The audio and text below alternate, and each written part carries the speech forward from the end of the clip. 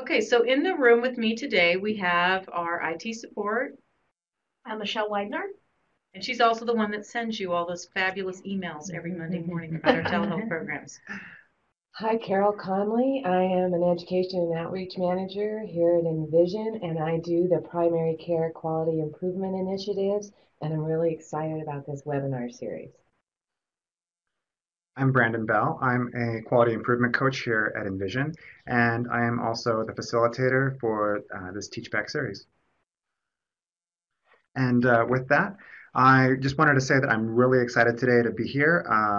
I wanted to introduce Catherine Anderson. She is the Senior Health Literacy Specialist at the Office of Diversity, Equity, and Inclusion at UNM. I'll let Kath explain a little bit later what exactly the range of services that she offers is. Part of the reason that I thought that this would be such an interesting series and such a relevant series is that a lot of times I get questions from doctors that are saying, I'm trying to talk with my patients, but I'm just not sure that they're understanding exactly what I'm saying. Teachback is a really fantastic framework for talking with patients and starting to develop that understanding of exactly what it is that you're saying and what's being understood. So with that, I wanted to let Kat Anderson take it. Okay, great. Thank you, Brandon, and thanks, Carol, for being here. And welcome to everyone else. I see you all on the chat box, but I don't see that anyone is connected via phone. And that would be great if you could speak through the phone line or on the webcam. That would make it a lot easier for me. So I can see who's there, talk to you as if you were here in the room. So if you can do that, that would be a really wonderful thing to do. There's a lot of interaction that we want to do, and so it's easiest if we do it that way. So we're going to talk about Teachback. I will at the end give you some time, I hope, if you want to know what it is we do at UNMH in the Office of Diversity, Equity, and Inclusion, what we have in terms of services there. But I'll save that until the end. So we're going to talk about Teachback today, and we want to talk about how to make it efficient, effective, and everyday. But I'm actually, these are my objectives. We'll spend a few minutes describing health literacy and how the Teachback strategy fits into that toolkit. And then I'm going to break Teachback down into 5 steps. And those steps are key, I think, to efficiency and effectiveness. And then we're going to also look at some videos and evaluate the Teachback interactions in those videos. So that's where we're going to start. And hopefully in the series upcoming, the next 2 webinars, we'll be doing some practice sessions with you. So those are definitely interactive, and I'll say a little bit more about that at the end as well. But I want to start by asking you just to do one thing.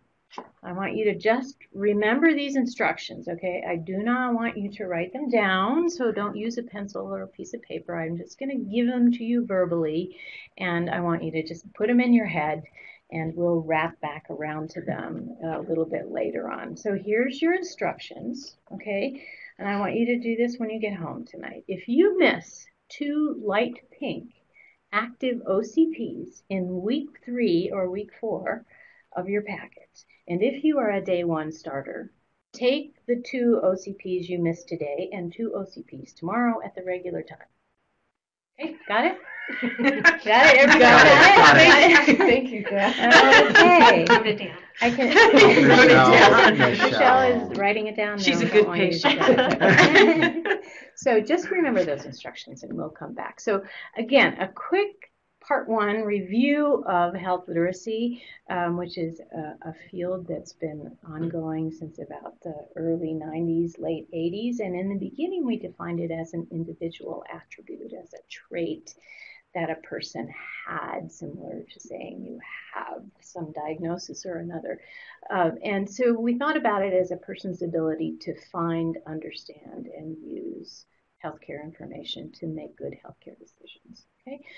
But gradually over time, unfortunately, I think we've begun to understand that the healthcare system is so complicated and difficult to navigate and to get through that it's really the responsibility of the healthcare organization to figure out ways to make the information accessible, easier to understand, and meaningful for people to actually use.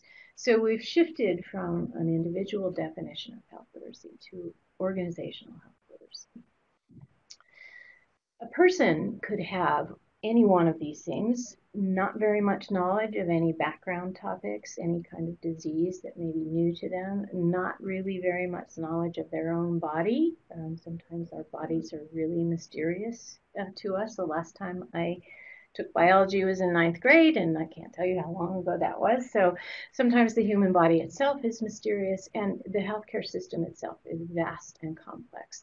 So in addition to that, you may have fear or pain or stress, be very worried about your child, be very worried about yourself when you're in the doctor's office, and those are not ideal conditions for understanding healthcare information. And in addition to that, there are potential barriers of language, culture, poverty, and actual literacy, that is reading and writing skills as well. So it turns out that only about 12% of US adults are highly skilled when it comes to health literacy. That is the constellation of skills that you need to do all those things, not just reading and writing, but computer skills, a little bit of scientific knowledge, all kinds of other skills. So that's 12%. 12 out of every 100 patients that you see are walking into the hospital not at that proficient level of health literacy. On the other hand, healthcare organizations require highly specialized medical knowledge. The ability to use numbers, numeracy, is really a key often in medicine. The ability to navigate complicated insurance plans, even to get into the door of the hospital, high-level literacy skills, reading and writing skills. And on top of that, we're also requiring more self-care on the part of the patient. So we're sending them home and saying, do this much more quickly than we used to.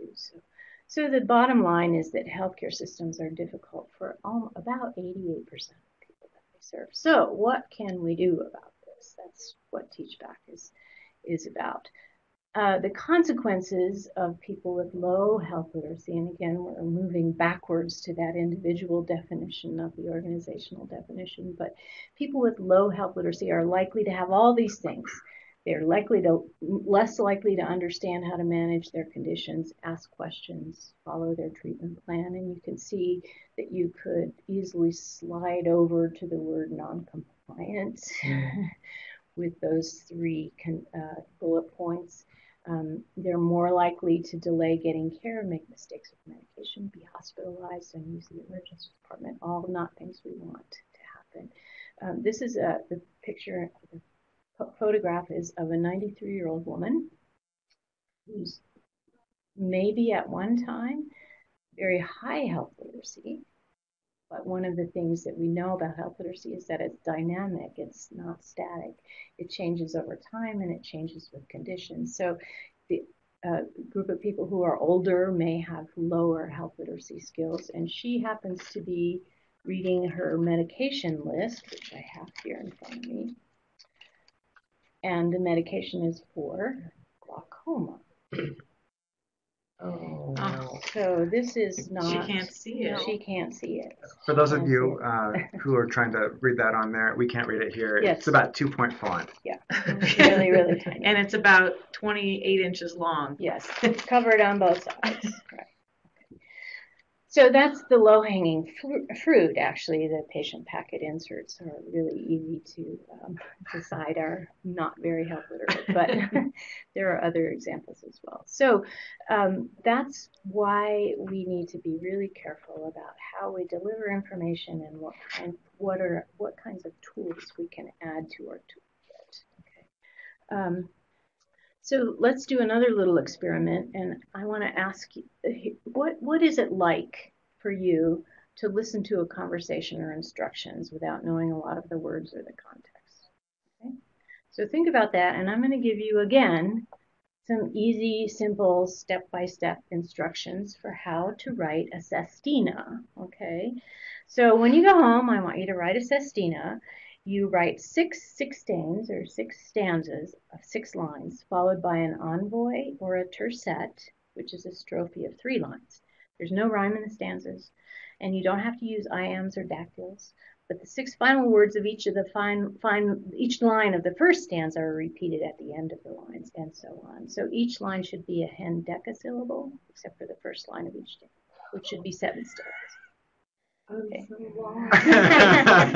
I'm not a poet or a musician, so. Yeah, any poets out there?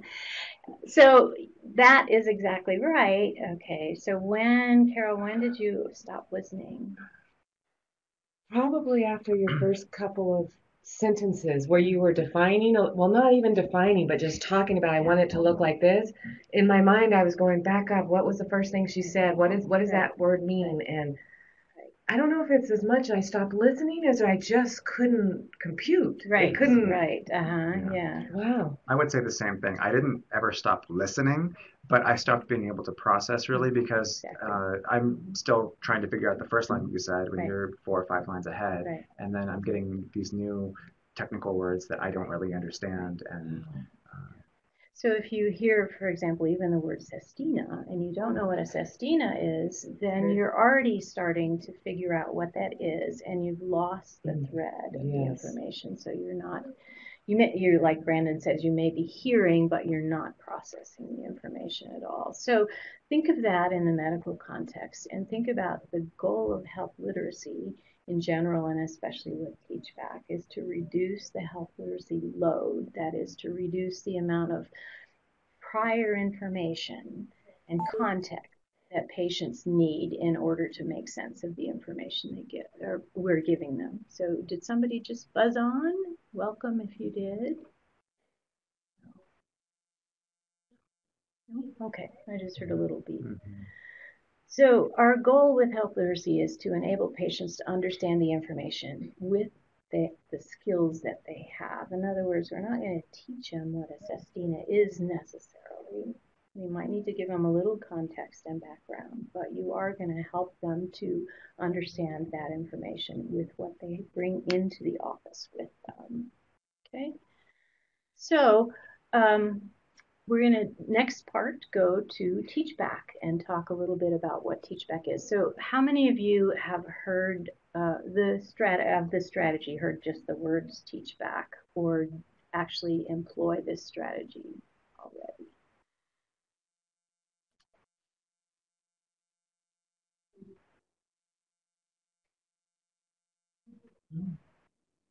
Never. Okay. Anybody else? One person said never heard of the TeachBack strategy. Anybody else? I'm sorry, I can't quite read that. So it looks like Meredith is typing in. Oh, okay. Janet is typing. Okay, good. Just heard about it. I've heard of it. I haven't had formal training. Okay. So there's some understanding. Okay, good. So we'll do a quick review of TeachBack, and what I'm going to do is break it down into 5 specific steps so that we can really, it's a really good way of figuring out whether or not you are doing it. Some of you actually may be doing it and just aren't calling it TeachBack, so that's a good thing to remember. So what TeachBack is not is the question, do you understand? So the very common patient answer is yes, right? So what do you know if you ask that question and you get that answer? What do you know about the patient's understanding? Not a thing, right? You don't really know anything. So that's not TeachBack, even though sometimes I think that gets equated with TeachBack. So what TeachBack is asking patients to repeat in their own words what they need to do or know in a non-shaming way. So for example, I want to make sure that I explain to you how to use that medication well enough. Sometimes I leave some things out. So I want to know, can you tell me in your own words how you're going to take the medication when you get home tonight? So in a nutshell, that is TeachBack. So it's a chance to check for understanding, and if necessary, because the patient is still there in the room with you, you can reteach the information. You can say it back again if what you hear back is not what you want or what you're hoping to hear back. Okay? So it's not a test of how well the patient understood the information, but it is in fact a test of how well you gave the information. And that's really the magical thing about TeachBack that I'm going to come around to in the end. And it is a chance for patients themselves to process the information they just heard. So they are saying it in their own words, and it gives them a chance to figure it out, and it gives them a better shot at remembering. Okay, so it's also a process that allows providers to discover gaps in what you might have said. I mean, if this is the 15th time you've talked about the flu vaccination in one clinic day, you might forget that you've already said some of that information before. It helps you to understand what kinds of misunderstandings patients may have and what kinds of context might be helpful for them. So it allows really for clarification on both sides. And you might think about how often you say something to somebody and that's what you've said, and what the patient heard is a different thing. So TeachBack actually is the capability to be on the same page to check to make sure of that. So there are a lot of reasons to use TeachBack, and we've talked about some of those already. Actively involves patients in their own care, gives patients a chance to process and repeat information. So this is a little anecdote. Someone else who was doing a TeachBack training asked the patient why TeachBack was helpful. And that person said, well, because it's in here. When you say it, you know it. So, and I think that's really true. If you have a chance to reconstruct the information in a way that you're going to remember it yourself, then it resides in your head. It's kind of like our MI training. Yes. So when you get people to say out loud what they're thinking, They're Right. reasons for change. They're more Yeah. likely to change. Yeah. or at least acknowledge. Yes.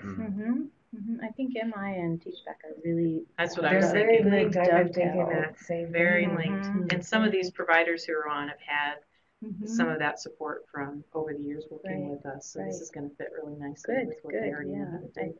I think it's really a useful accessory to motivation. So, okay, what happens if you don't TeachBack? So let's hear from you guys. Remember those instructions at the beginning? Okay. What, do you remember what color the pills are that you're supposed to be taking? Pink. Pink, yeah, good. So color's pretty easy, right? Color's pretty easy to remember. Okay, what about this question? How many pills should you take and when? 2, but that's only if something was missed. Yeah, I do not remember that Do you not part. remember So that that's part? probably the 1 that you were supposed to take that day and the 2 that you missed, so a total of 3. I don't know if that's right. but- That's good help, Brent. Okay, total of 3 we have for one We person have and nothing on from the the other screen. person on the screen. You have a comment of 2. 2, okay, all right. Anybody else on the screen? No. So another question before I go back to that one. What are the pills for? What are OCPs? Oh, I was going to say that's what it's for. That's what you do. Okay, so they're Dr. oral Sarah, I'm no not sure. contraceptive pills. Yeah. Okay, so first off the bat, you might not want to say OCPs. You might want to say oral contraceptive or birth control. Okay, so if I'd said birth control, then I've already taken on what is that? Dr. Seed has No no clue clue. what OCPs are. Yeah. So that's it goes back to that idea of reducing the health literacy load. Okay, so if you say birth control pill, you're already framing the information in a little bit broader, in a little bit more specific way than you would with OCPs. Plus, there were a lot of numbers. Week 3 or week Yes. 4 of your packet, if you miss 2 pills, then you take 2 pills one day and then 2 pills the next day. So the answer is 4. We all got it wrong. And so that's really a great example of what happens if you give So next week we'll verbal be coming in for information. prenatal care. That's exactly right. That's exactly right. Yeah. The crucial piece of information is when to take them. Exactly. So that's an example of verbal information, spoken information delivered once. I only said it once, so I didn't give you many opportunities to do that, and that's why TeachBack can be really important, especially if your patients aren't going to read information or can't read information yet. What's this? Got a comment coming in. I have a comment coming in.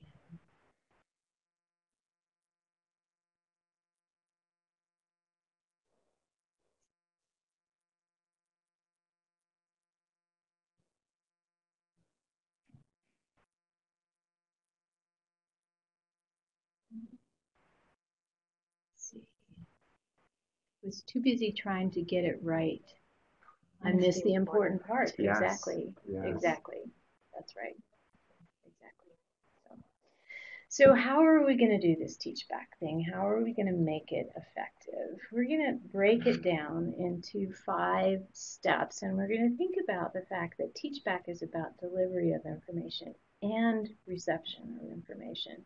I think a lot of times the model is about delivery only. So it's the post office model. If I'm the mailman and I deliver the letters into your mailbox, I'm done. I've done my job. I've given you the information. It had nothing to do with whether or not you read it and whether or not you understand it. So the teach back strategy incorporates reception. How is the information being received? And it goes, I've broken it down into these 5 steps: triage, tools, take responsibility, tell me, and try again. Okay, now the next thing we're going to do is a brief video. Actually, that's not the next thing we're going to do. We're going to look at those steps a little bit more closely and then look at a video. So triage is focusing on just one topic for teach back. And we're going to talk about all of these in more detail in a minute. Tools, use a tool. Use a model, a written tool, a graphics, a pill packet, an organizer. A written tool like this is completely ineffective. Okay, so it's not just any written tool. We've been working on some documents over in our office, and this is a written tool that would be a really effective tool to use in teach back because you can both see it at the same time. You can both look at it at once. There's plenty of room for you to write on it, to circle things that are really important, those kinds of things. So that's a good effective tool to use. For those of you who might not be able to see that on camera, there's a picture on there, there's large font, and there's a visual of what's actually being talked about. And Michelle's going to zoom in so you okay. can see that. And I know that I've talked with a few of you about your possible interest in teach back and using something like the asthma control test or using a poster with say examples of different inhalers would be excellent examples. And if you can't read that, it's about when to use the emergency room, right? Right. The emergency department. When to get help. When to get help for heart failure. So yeah, posters are really great tools in exam rooms in particular because they're big enough for both of you to see at once. So that's really effective. Okay, so take responsibility for communication. That's that take responsibility line. I want to make sure I did a good job of explaining rather than I want to make sure you know what I said, which is a very different kind of thing. Okay, then you ask the patient to tell you back in her own words what she will do or what she understood. And we'll, again, come back to this. You need to be really explicit and specific about what you ask them to say back. And then you try again if necessary. So if you can keep those 5 T's in mind, and I believe that you all have an observation tool that Michelle sent to you, which has those 5 T's on it. We're next going to look at a video. And what I want you to do is just watch the video. We're probably not going to watch the whole thing, but I want you to look for any of those 5 T's. Are they happening in the video?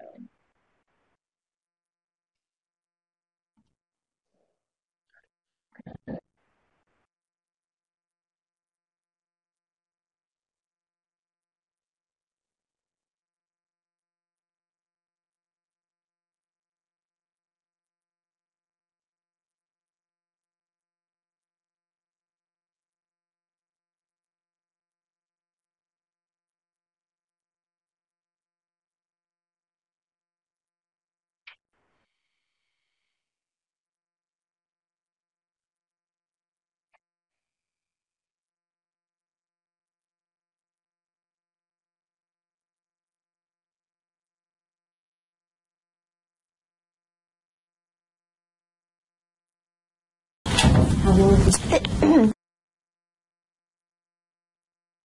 want volume? Here to the hospital. Last night, your nurse Trying to connect again. I apologize. It's okay. We're working on the volume. Mm-hmm. Do you want to chat back? They may have to. I was in the middle of I'm chatting sorry. back I'm on sorry, my Michelle. when we lost our.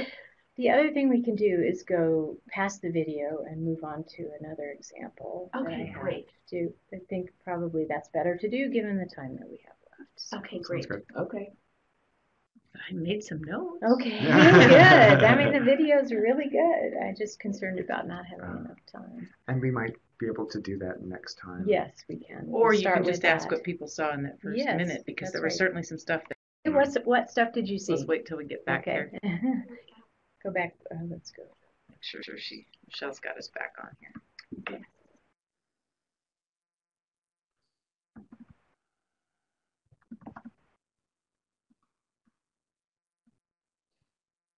Pardon? Oh, she's. Oh, good. Oh, good. Good. Welcome, Joanne. Hi.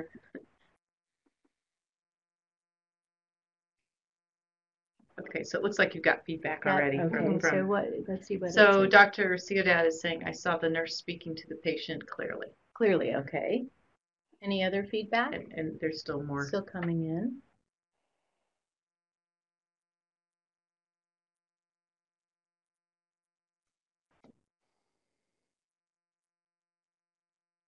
And that would be interesting to know what clearly meant to you in that context.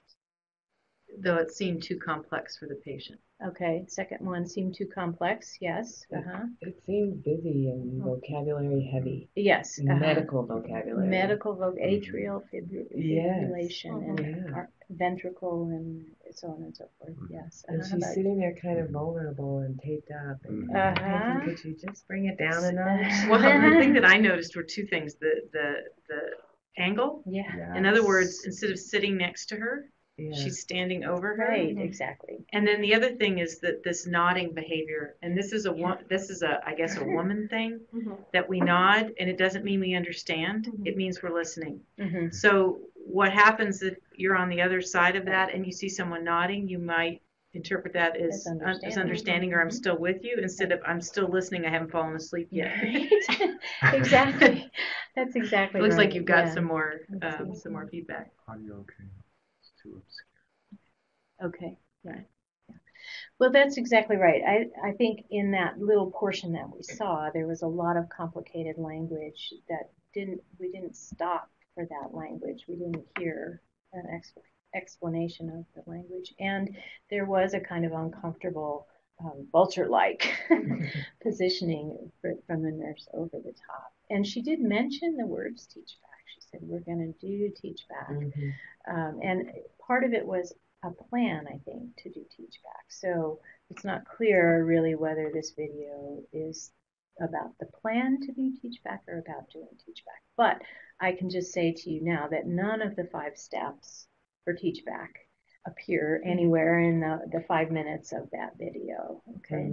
So let's look at a real life example just verbally in conversation, or sorry, in written form here on the PowerPoint. And this was a health educator in a family planning clinic, and it was a number of years ago. And I believe she probably didn't even know the words or the term teach back, but she was very capable of doing it. So part of the reason I want to break it down into those steps so you can watch for them, but I also want to reassure you that it's not difficult to do. You can put it back together. So here's what she does. She said, I asked the client, okay, tell me if you miss a pill, what should you do? So she's already done the triage part. She's asking about one part of oral contraceptive and pill instructions, just the missed pill. So she's done her triage. Then she says, if she doesn't know how to explain it to me, right there, I already know, okay, she's not really grasping this information. So there's the tell me part. Tell me what you're going to say or what you're going to do.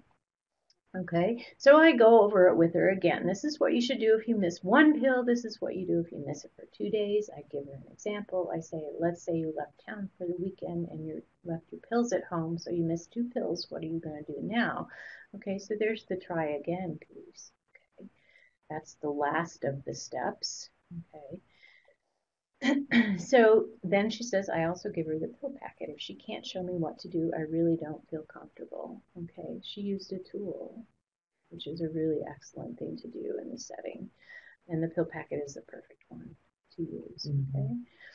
So she also used an example, and it was kind of a brilliant example because it brought the information into a context that the patient can really get on board with, who doesn't go away for the weekend and leave something behind. So it puts that abstract concept of missing a pill into a really believable real life situation. Okay. So, and this person also had the benefit of her experience, and this is where all of the providers who are here and watching can really help me out in terms of the teach back process, because it's your experience that's going to help you figure out what you need to do or what you can do teach back on. In this case, this provider, or not a provider, the health educator really knew from her experience that people commonly miss pills. They miss pills all the time. And so she knew this was a really important piece for her to do teach back on. Okay. So one step is missing. Remember back to the 5 T's? What step is missing? Well, it's that really difficult step that we all always forget. What's that? Dr. Lee Tempest got it. Yes, exactly. Good job. Yeah. All right, Dr. Lee Tempest. Right. Take responsibility. She did never say that, and she never used one of those take responsibility lines. So of those 5 steps, there are 3 that I pinpoint as really very, very difficult. So this is kind of what happens if you don't take responsibility. So if I say to you, okay, Brandon, tell me what you're going to do next. How are you going to feel? Why do I need to tell you that? Okay. How about if I did that to you? Maybe put it on the spot a little bit. Yeah. Are you checking me to see if I was paying attention? Right. It's kind of a test. Yeah. So, and if you've been given instructions like the ones I've been giving you, you're going to think, oh my gosh, I don't even remember what they were. She's going to, what is she going to think, that I wasn't listening? She's maybe going to be judging me. And so your response isn't going to be maybe a very helpful one. You may get back, I forgot. So your teach back session kind of falls off a cliff. So I think it's really, really important to come up with your own teach back, take responsibility lines. So again, this is something for providers that, I've got examples up there on the screen of kinds of things that you could use, but it's really important to come up with your own line and come up with one that you're really comfortable saying, and say it in front of the mirror, memorize it, because if you don't have something that you're comfortable saying, then probably you're going to forget to say it. Okay. So these are some examples of how you can phrase that line. And I also know from talking with other people after teaching teach back that this is really difficult for providers, because they do find that patients, even with the take responsibility line, feel tested. So this is really where I am learning from you and learning from you how you might be able to do that, how you might phrase it, what kinds of things you might do. I mean, a caring attitude and tone of voice is really helpful, but this is something that, since I'm not doing it with patients, that you really will find be able to experiment with on your own, and hopefully in the webinar sessions coming back we can have some conversation about how that felt for you. Okay, so here's another thing that happens, I think, if you don't have this line. You fall back on the 2 standard questions that I do all the time as a teacher. One of those is, did you understand? I do it all the time. And everybody says yes, and I don't know anything about it. Or the other one that people are taught is, do you have any questions for me? Which assumes that you have questions. And I have mixed feelings about that because it's still asking the patient to formulate a question about information that may be new and difficult. Mm-hmm. So I'm asking you guys to be my testers for a new question, which is there anything that you want me to repeat? Okay, rather than what questions do you have for me? The value of that is they just have to think back to something they were confused about.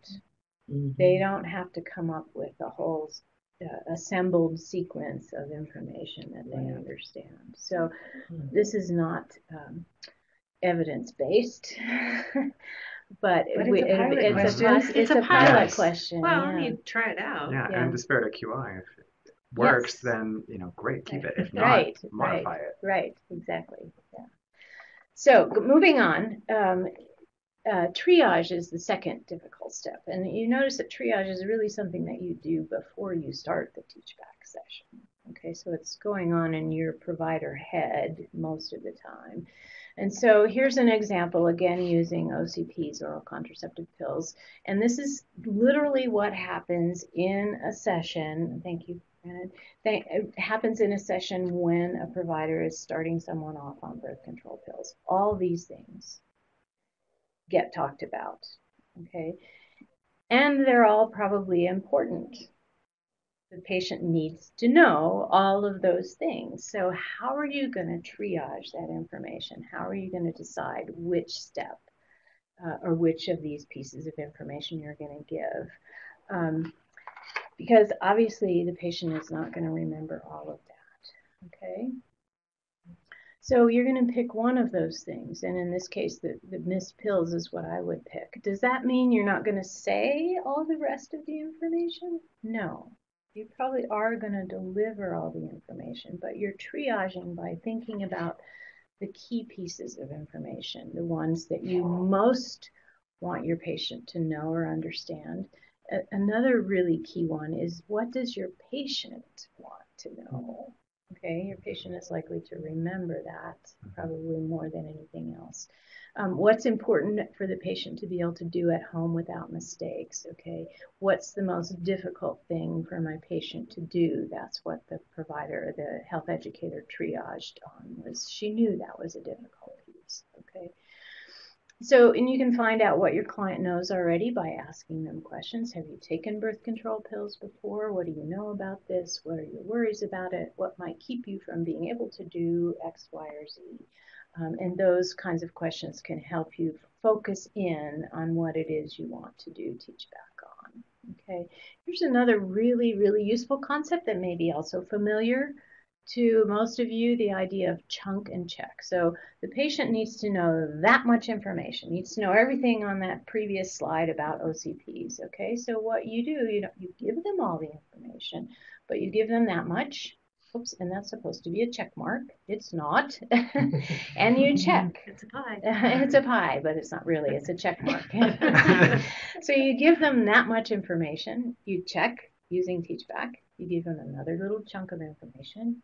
You check using TeachBack, and so on. So you don't tell them everything all in one big chunk. You stop and do small, focused TeachBack sessions on the information. So that's another one. This is another, I happen to love my own jargon, as everybody does. This is another really sort of jargony way of talking about that, and that is to talk about turn density and interactivity.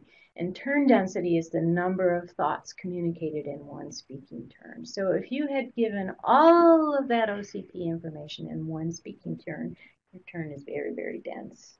Okay, and interactivity is the number of times that you go back and forth with the person in front of you. Okay, so with patients with low health literacy, dense and long provider speaking turns are negatively correlated with learning. Okay, so you want to have short turns and one or two pieces of information before you do an exchange. So another thing that can be really, really hard and we talked about this a little bit at the beginning with Carol, is using plain language and recognizing, someone said fish don't see water. We don't see the language that we use every day. Right. It just becomes opaque and invisible to us. So being aware of plain language can be really a difficult thing to do. So you have to kind of continually test yourself. So let's try this one out. Let's look at example A. Sedentary lifestyles carry health risks. What is another way that you could say that? And we'll give you all time to type in some answers. Say it again. Move it or lose it. Move it or lose it. Perfect. I like that one. That one is just fine. And that's really what it says, right? Mm-hmm. Yeah.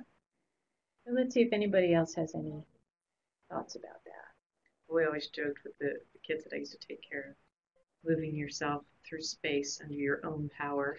We were talking about alternatives to video games or cars or motorcycles or, so the concept of physical activity, it doesn't have to be I'm running or whatever, but you're just moving your own body. Moving your own body under your own power, with whatever that power is. So it works with people with disabilities who might be in a wheelchair or on crutches or an e-board or whatever. So you've got some comments here. Dr. Reynolds. Oh, good. Not getting enough exercise can cause health problems. Yes. Physically active is good. Good for health. Yeah, that's good. Right. You know what I liked about Dr. Ciudad is the reframe of a more positive or strength-based message. Right. Exactly. Yeah, that's nice. That is really nice. Here's another one.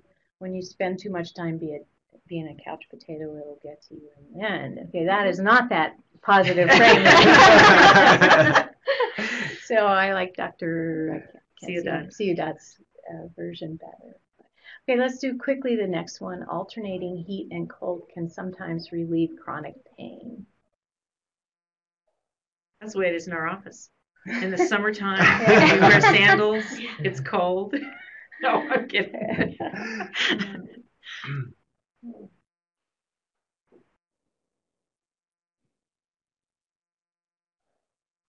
So you're going to get some comments here. Yeah.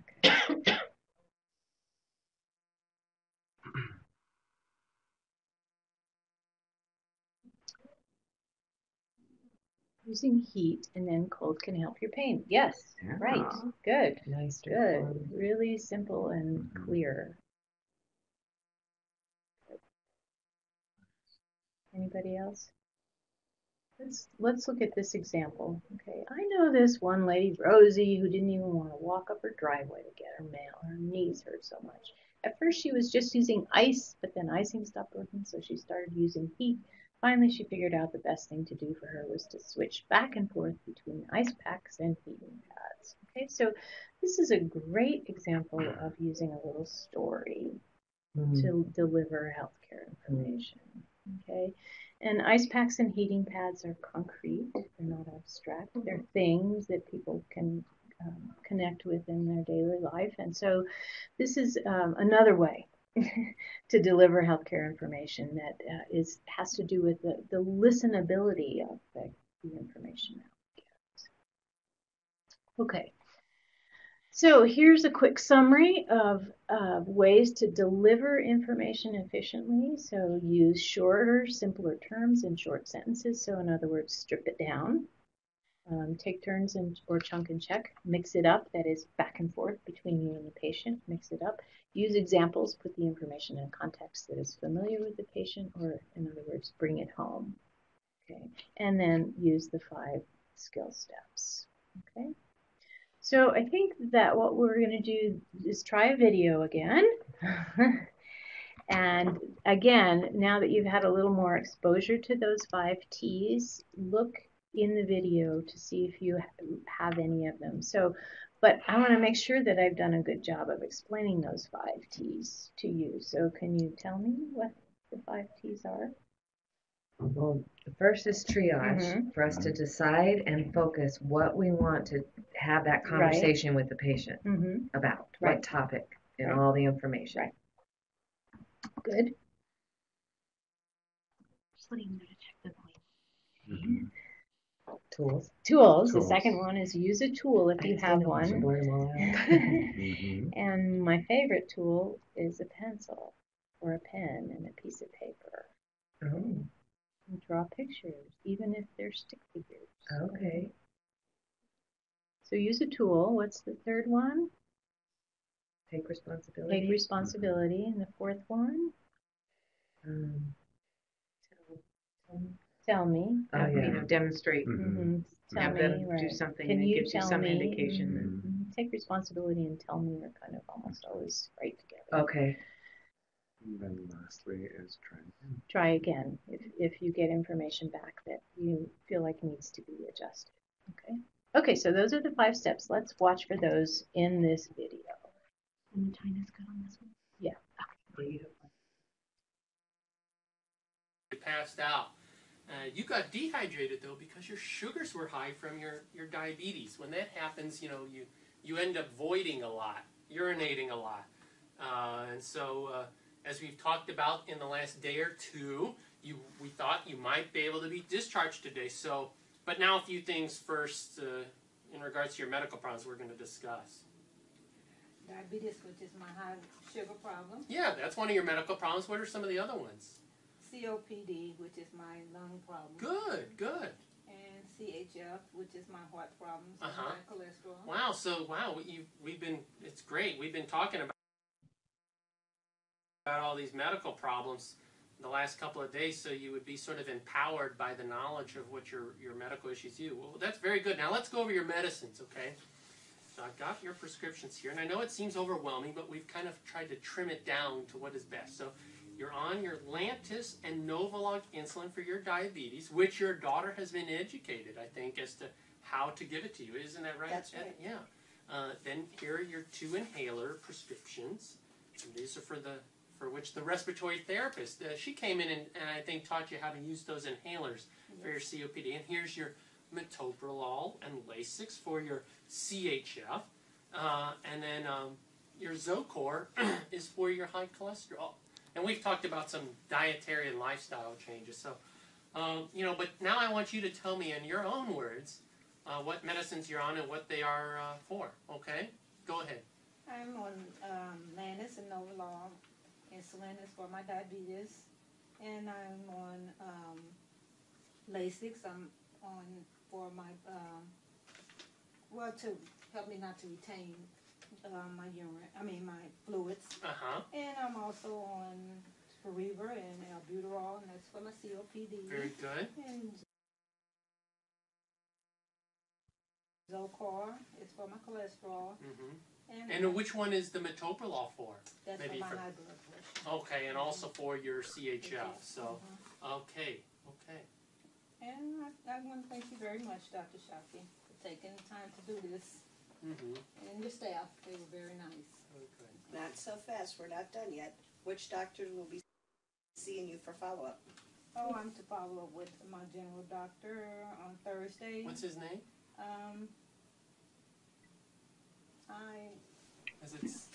Does it say on your patient safety pass who your doctor is? Dr. Practice. Oh, okay, okay. General doctor. Okay. And I have a Dr. Atos. Yeah, Dr. Actos. For my diabetes. Uh-huh. Follow with him to 2 to 3 weeks, and I already made that appointment. Oh, very good, very good. And then there is my Dr. Nebbs for my COPD in 2 to 3 weeks. And He's a great doctor. Yeah. He really will help your breathing. And finally, Dr. Sinus is for my CHF in 4 weeks. Yeah, you should keep a regular appointment with him, with Dr. Sinus, a regular appointment. You'll be seeing him regularly. Okay. Great job. And we'll have a nurse call you in 72 hours to check on you. And if there's any problems before then, you can call the IPC doctor, Dr. Practice. Okay, let's stop the video there now and see what some of your thoughts were.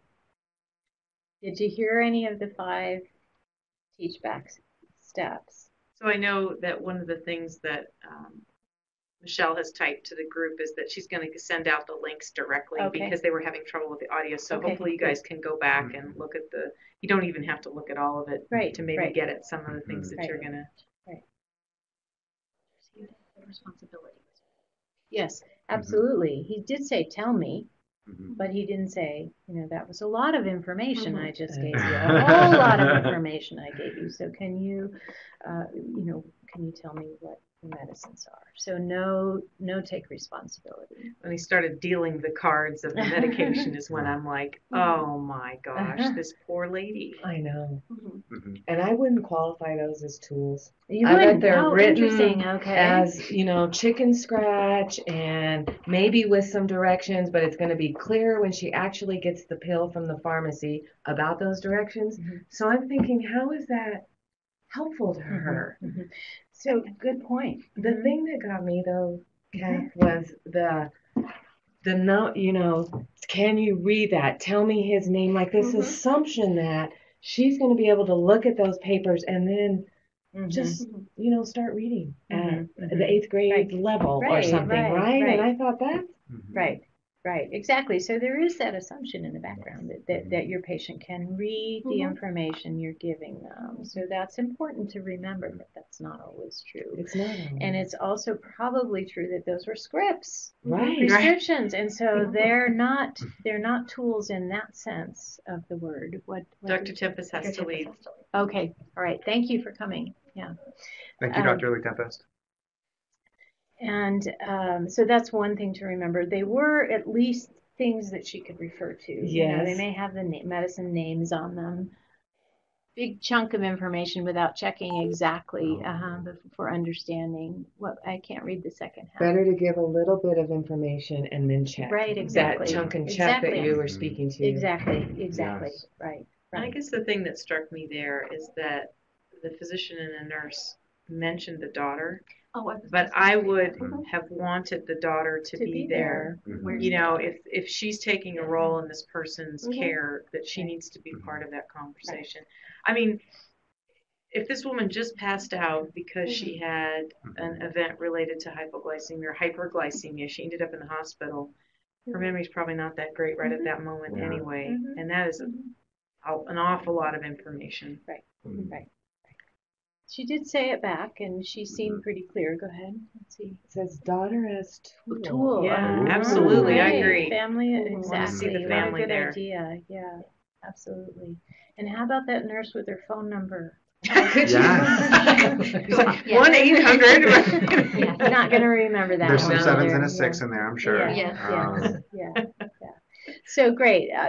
That's. I mean, you're all seeing wonderful things in it, and we have just a little bit of time left, so I want to talk. Let's see. Sorry, I can't read that. That was for a fact. That was for a fact.